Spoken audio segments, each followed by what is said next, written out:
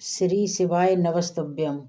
भगवान भोलेनाथ की कृपा आप पर, आपके परिवार पर सदा सर्वदा बनी रहे। आज से महापुराण में आप रसपान करेंगे अध्याय 24 का।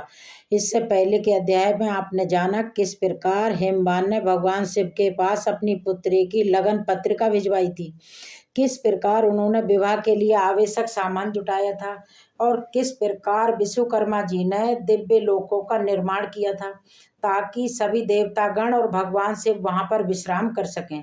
आज की कथा में भगवान शिव का बारात लेकर हिमालयपुरी की ओर प्रस्थान करने का वर्णन है। भगवान शिव तो अपनी बारात लेकर चल रहे हैं, क्या आप इस बारात में सम्मिलित होने के लिए तैयार हैं? तो आइए चलते हैं भगवान शिव की बारात में।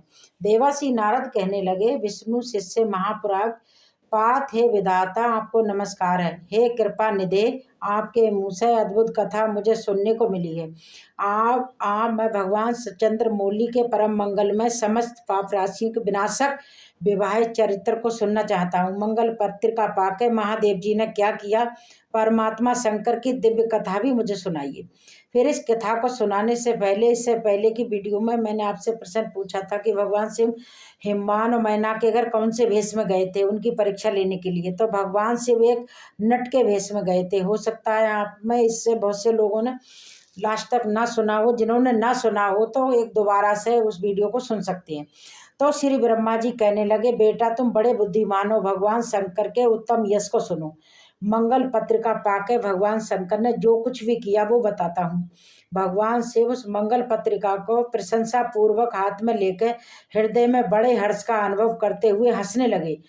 फिर उन भगवान ने उससे लाने वालों को सम्मान किया, फिर उसे बाँच के विधि पूर्वक स्वीकार किया। उसके बाद हिमाचल के आए हुए लोगों को बड़े आदर सम्मान के साथ उन्होंने विदा किया। फिर उन्होंने उन मुनियों से कहा, आप लोगों ने मेरे शुभ कार्यों का संपादन किया, अब मैंने विवाह स्वीकार कर लिया है, अतः आप सभी को मेरे विवाह में जरूर आना है।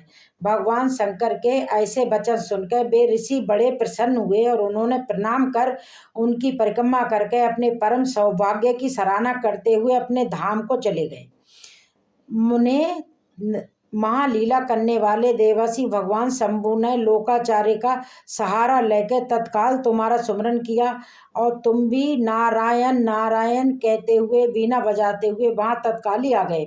बड़े प्रसन्न थे और मस्तक झुका कर प्रणाम करके हाथ जोड़ के विनीत भाव से वहां पर खड़े हो गए। तो भगवान शिव कहने लगे, नारद तुम्हारे उपदेश से देवी पार्वती भी तो बड़ी भारी तपस्या की, जिससे संतुष्ट होकर मैंने उन्हें ये वर दिया कि मैं पति रूप से तुम्हारा पानी ग्रहण करूंगा। पार्वती की भक्ति देख के मैं उनके बस में हो गया हूँ, इसलिए उनके साथ मैं अब विवाह करूंगा।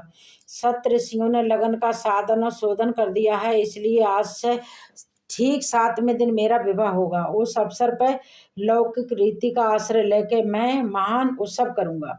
हे मुने, तुम विष्णु आदि सभी देवताओं, मुनियों, सिद्धों को, अन्य सभी लोगों को मेरी ओर से निमंत्रित करो। सब लोग मेरे शासन पे गुरुता को समझ के प्रशंसा और उत्साह के साथ सभी प्रकार से सज धज के स्त्री पुत्रों को साथ लेके यहाँ आए। श्री ब्रह्मा जी कहते हैं, मुने भगवान शंकर की इस आज्ञा को सिरोधारी करके उनने शीघ्र ही सर्वत्र जाकर सभी को तुरंत ही निमंत्रण दे दिया। फिर शंभू के पास आके उनके आज्ञा के अनुसार तुम वहीं ठहर गए। भगवान शिव भी उन सबको देवताओं के आगमन की उत्कंठा पूर्वक प्रतीक्षा करते हुए अपने गणों के साथ वहीं रहे। उनके सभी गण संपूर्ण दिशा में नाचते हुए वहां बड़ा भारी उत्सव मना रहे थे। इसी बीच में भगवान विष्णु सुंदर वेश धारण करे अपनी पत्नी और दल बल के साथ शिव के कैलाश पर्वत पर आए और भक्ति भाव से भगवान शिव को प्रणाम करके उनकी आज्ञा पाके प्रशंसा पूर्वक उत्तम स्थान पर ठहर गए। इस प्रकार मैं अपने गणों के साथ स्वतंत्रता पूर्वक शीघ्र ही कैलाश गया और भगवान शंभु को प्रणाम करा। अपने सेवकों सहित सानंद वहां ठहरा। निरंतर आदि लोकपाल उनकी स्त्रियां आवश्यक सामान के साथ खूब सज धज के वहां आईं। वे सबके सब उत्सव मना रहे थे। फिर मुनि, नाद, सिद्ध, उपदेवता और अन्य लोग भी निमंत्रित होकर उत्सव मनाते हुए वहां आ गए। उस समय महेश्वर ने वहां आए हुए सभी देवता आदि का पृथक पृथक सह स्वागत सत्कार किया। फिर तो कैलाश पर्वत पर बड़ा अद्भुत और महान उत्सव होने लगा। देवांगनाओं ने उस नृत्य आदि किया। विष्णु आदि जो देवता भगवान शंभु की विवाहित यात्रा संपन्न कराने के लिए इस समय वहां आए हुए थे, वे सब यथा स्थान पर ठहर गए। भगवान शिव की आज्ञा पाकर सब लोग उनके प्रतीक कार्य को अपने कार्य समझ के निरंतर रूप से और इसे शिव की सेवा मानने लगे। उस समय सातों माताएं वहां बड़ी प्रशंसा के साथ शिव को यथा योग आभूषण पहना रही थी। थे मुनि श्रेष्ठ, परमेश्वर भगवान शिव का जो स्वाभाविक भेष था वही उनकी इच्छा से उनके लिए आभूषण की सामग्री बन गया। उस समय चंद्रमा उनके मुकुट पर स्थान पर जब विराजमान हुए। उनका जो सुंदर ललाट तीसरा नेत्र था वही शिव तिलक बन गया। मुने कानों के आभूषणों के रूप में जो दो सरब बताए गए हैं वे नौ प्रकार के रत्न से युक्त दो कुंडल बन गए। अन्य अंगों में स्थित उन अंगों के अतु रमणीय नौ रत्न आभूषण हो गए। उनके शरीर में जो भस्म लगा था वो चंदन आदि का अंगराज बन गया और उनके जो गचरम आदि प्रधान थे वे सुंदर दिव्य फूल बन गए। इस प्रकार उनका रूप इतना सुंदर हो गया कि वर्णन कर पाना कठिन है। वे साक्षात ईश्वर तो थे ही, उन्होंने पूरा पूरा ऐश्वर्य प्राप्त कर लिया था। फिर समस्त देवता, यक्ष, दानव, नाग, पक्षी, अप्सरा और महिषी गण भगवान शिव के पास गए और महान उत्सव मनाते हुए प्रशंसा पूर्वक उनसे इस प्रकार बोले, हे महादेव, हे महेश्वर, अब आप महादेवी गिरजा को गृह लाने के लिए हम लोगों के साथ चलिए हम पे कृपा कीजिए प्रभु। फिर विज्ञान से प्रसन्न हृदय वाले भगवान विष्णु ने भगवान शंकर को भक्ति भाव से प्रणाम करके उपरीत प्रस्ताव के अनुरूखी बात कही। भगवान विष्णु कहने लगे, हे शरणागत वत्सल देवादि देव, हे महादेव, हे प्रभु, आप अपने भक्त जनों का कार्य सिद्ध करने वाले हैं, अतः मेरा एक निवेदन सुनिए। कल्याणकारी शंभु, आप गृह सूत्रों के विधि के अनुसार गिरिराज कुमारी पार्वती देवी के साथ अपने विवाह का कार्य करिए। हे हर, आपके द्वारा विधि का संपादन होने का वही लोक में संपादन विख्यात हो जाएगा। हे नाथ, कुल धर्म के अनुसार प्रेम पूर्वक मंडप स्थापित और ना मुख साथ कराइए और अपने लोक में अपने यश का विस्तार कीजिए। श्री ब्रह्मा जी कहते हैं, नारद, भगवान विष्णु का ऐसे कहने पर लोकाचार्य प्राण परमेश्वर शंभु ने विधि पूर्वक सारे कार्य करे। उन्होंने सारा कार्य कराने के लिए मुझको ही अधिकार दे रखा था, अतः मुनियों के साथ लेके मैंने आदर और प्रशंसा के साथ वे सब कार्य संपन्न कराए।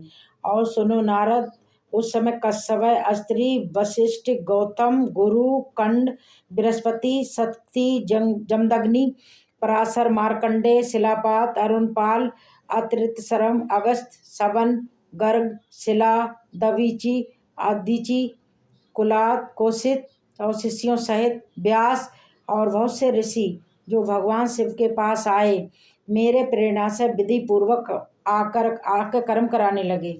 वे संत सब वेद के पारंगन विद्वान थे। वे विद्युत विधि से विवाहित मंगलाचार करके साम वेद उत्तम सूक्त द्वारा महेश्वर की रक्षा करने लगे।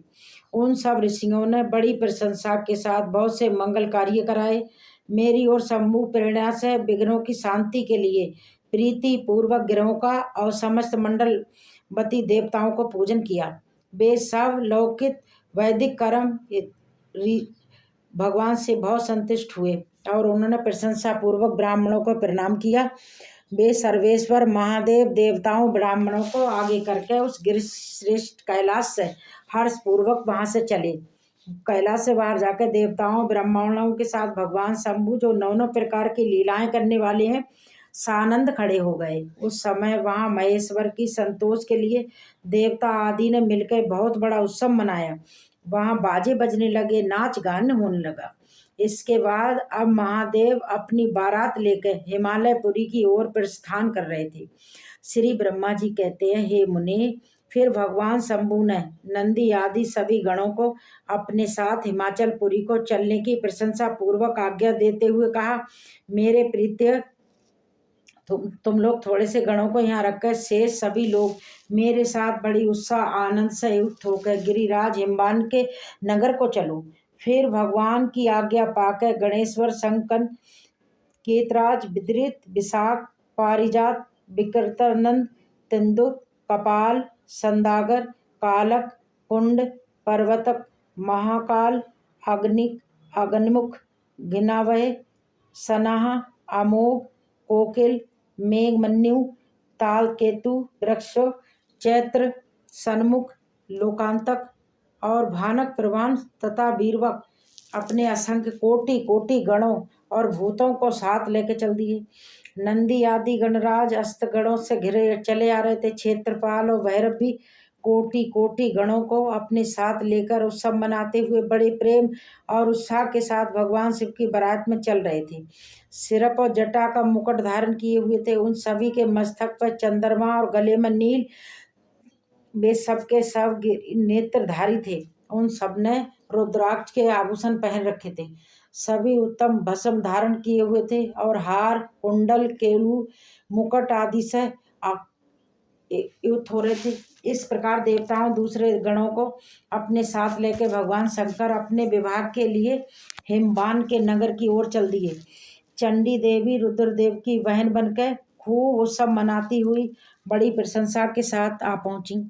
वे शत्रुओं को अत्यंत भय देने वाली थी। उन्होंने सांपों के आभूषण से अपने को विभूषित कर रखा था। उनका वाहन प्रेत था। वे उसी पर आरूढ़ होकर अपने मस्तक पर सोने का भरा हुआ कलश लेके चल दी। वो कलश महान प्रवाह कुंज से प्रभात हो रहा था। हे मुने, वहां करोड़ों दिव्य भूतगण शोभा पा रहे थे, जिनका रूप विकराल था। उनके रंग रूप ही अनेक प्रकार थे। उस समय डमरुओं की डमडम से, धैर्यों की गड़गड़ाहट से और शंखों के गंभीर नाद से तीनों लोग गूंज उठे थे। महान कोलाहल हो रहा था। वो जगत का मंगल करता हुआ अमंगल का नाश करता हुआ देवता लोग शिवगणों के पीछे होकर बड़ी उत्सुकता के साथ बारात का अनुसरण कर रहे थे। संपूर्ण सिद्ध और लोकपाल आदि भी देवताओं के साथ साथ देव मंडली के बीच में गरुड़ के आसन पर बैठकर लक्ष्मीपति भगवान विष्णु चल रहे थे। हे मुने, उनके ऊपर महान छत्र तना हुआ था, जो कि शोभा बढ़ा रहा था, और उन पर चवर डुलाए जा रहे थे और वे अपने गणों से घिरे हुए थे। उनकी शोभाशाली पार्षदों ने उनको आभूषण आदि के द्वारा विभूषित किया हुआ था। इस प्रकार मैं भी मूर्तिमान वेदों, शास्त्रों, पुराणों, आगमों, शंकादि महासिद्धों, प्रजापतियों, पुत्रों और अन्य परिजनों के साथ मार्ग में चलता हुआ बड़ी शोभा पा रहा था और शिव जी की सेवा में तत्पर था। फिर देवराज इंद्र भी नौनों प्रकार के आभूषणों से विभूषित होकर ऐरावत हाथी पर आरूढ़ होकर अपनी सेना के बीच से चलते हुए अत्यंत सुशोभित हो रहे थे। उस समय बारात के साथ यात्रा करते हुए बहुत से ऋषि भी अपने तेज से प्रकाशित हो रहे थे। वे शिव जी का विवाह देखने के लिए बहुत उत्साह में थे। शांतिये, धातुधान, ब्रह्म राक्षस, भूत प्रेत, विषाद आदि गण, गुरु, नारद, हाहा, आहूहू आदि गंधर्व, किन्नर भी बड़े हर्ष से भर के बाजा बजाते हुए चल रहे थे। संपूर्ण जगन माताएं, सारी देव कन्याएं, सावित्री, लक्ष्मी आदि देवगणाएं और ये दूसरी देव पत्नियां जो संपूर्ण जगत की माताएं शंकर जी का विवाह है, ये सोच के बड़ी प्रशंसा के साथ उसमें सम्मिलित होने के लिए चली। वेदों, शास्त्रों, सिद्धों और महर्षियों द्वारा जो साक्षात धर्म का स्वरूप कहा गया है तथा जिसके अंग कांति शुद्ध इस पति की उज्ज्वल है, वो सर्वांग सुंदर विश्व भगवान शिव का वाहन है। धर्म वत्सल महादेव उस वृक्ष पर आरूढ़ होकर सबके साथ यात्रा करते हुए बड़ी शोभा पा रहे थे। देवासियों के समुदाय उनकी सेवा में उपस्थित थे। इन सब देवताओं महर्षियों के एकत्र हुए समुदाय से महेश्वर की बड़ी शोभा हो रही थी। उनका वो श्रृंगार किया गया था। वे सेवा का पानी ग्रहण करने के लिए हिमालय के भवन को जा रहे थे। नारद इस प्रकार बारात की यात्रा संबंधी उत्तम उत्सव शंभू का चरित्र कहा गया। आज के इस प्रसंग को सुनकर दिन में किसी भी समय अपने आसपास जो भी बैल हो, बैल को गुड़, चना, रोटी, हरा चारा जरूर खिलाएं। सच्चे मन से भगवान शिव का धन्यवाद करें, भगवान शिव से प्रार्थना करें। क्या उनके जीवन में दुख है, वो उनके जीवन के सारे दुख दूर कर देंगे, आपकी मनोकामना जरूर पूरी होगी। श्री ब्रह्मा जी कहते, हे मुने, अब हिमालय नगर में जो सुंदर वृत्तांत घटित हुआ उसको भी सुनो। श्री ब्रह्मा जी आगे कहने लगे, फिर भगवान शिव ने नारद जी को हिमाचल के घर भेजा। विवाह की विलक्षण सजावट देख के हैरान रह गए। विश्वकर्मा ने जो विष्णु, ब्रह्मा आदि समस्त देवताओं, नारद आदि ऋषियों की चेतन सी प्रतीत होने वाली मूर्तियां बनाई थीं, उन्हें देख के देवासी नारद भी चकित हो उठे। फिर हिमाचल ने देवासी को बारात बुला लाने के लिए भेजा। साथ ही उस बारात की अगवानी के लिए मैनाक आदि पर्वत भी आए। फिर भगवान विष्णु आदि के आनंदित होते अपने गणों के साथ भगवान शिव हिमालय नगर की समीप बड़े प्रशंसा के साथ आ पहुँचे। गिरिराज हिमालय ने जब ये सुना कि सर्वव्यापी शंकर मेरे नगर के निकट आ पहुँचे, तब तो उन्हें बड़ी प्रशंसा हुई। फिर उन्होंने बहुत सारे सामान एकत्र करके पर्वतों, ब्राह्मणों को महादेव जी के साथ वार्तालाप करने के लिए भेजा। खुद भी बड़ी भक्ति के साथ वे प्राण प्यारे महेश्वर का दर्शन करने के लिए गए। उस समय उनका हृदय अधिक प्रेम के कारण विभूत हो रहा था और वे प्रशंसा पूर्वक अपने सौभाग्य की सराहना करते थे। उस समय समस्त देवताओं गणों की सेना को उपस्थित देखकर हिमवान को बड़ा स्नेह हुआ और वे अपने आप को धन्य मानते हुए उनके सामने गए। देवता पर्वत एक दूसरे से मिलकर बहुत प्रसन्न हुए और अपने आप को कृत्य मानने लगे। महादेव जी को सामने देख के हिमालय ने उन्हें प्रणाम किया। साथ ही समस्त पार्वतों और ब्राह्मणों ने भी सदाशिव की वंदना की। अब देखिए, भोलेनाथ अपनी बारात लेकर हिमालय के घर के समीप खड़े हैं, लेकिन अब भी देवी पार्वती की माँ मैना की परीक्षा लेने से पीछे नहीं हट रहे। उन्होंने मैना को अपना जो रूप दिखाया, जिसके बाद मैना मूर्छित हो गई। उसका वर्णन आगे आने वाले अध्याय में सुनिएगा। उम्मीद करती हूँ आपको ये वीडियो पसंद आई होगी, और पसंद आई हो तो लाइक सब्सक्राइब जरूर करें। जय भोलेनाथ।